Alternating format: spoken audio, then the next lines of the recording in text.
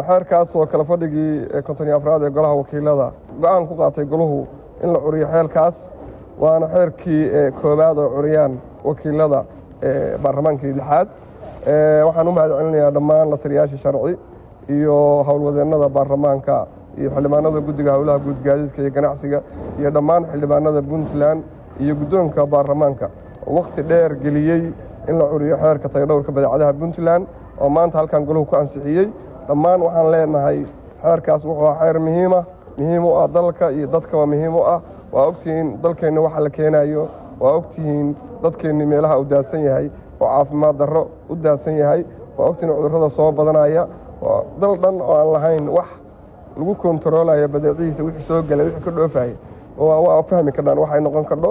waxaan rabaa inuu mahadceliyo xildhibaanada sharafta leh ee maanta meel mariyey xeerka tayadhowrka badeecadaha Puntland. aad iyo aad baan ugu mahadcelinayaa iyo guddoonka golaha wakiiladana. xeerkaas oo muhiim u ahaa bulshada reer Puntland. waxaan ku darayaa in cidda ay qusayso iyo lala shaqeeyo, la fuliyo, lagu dhaqmo, lana magacaabo hay'adda madaxa bannaan ee Quality Controlka Puntland ama tayadhowrka badeecadaha Puntland sida ugu dhaqsaha badan.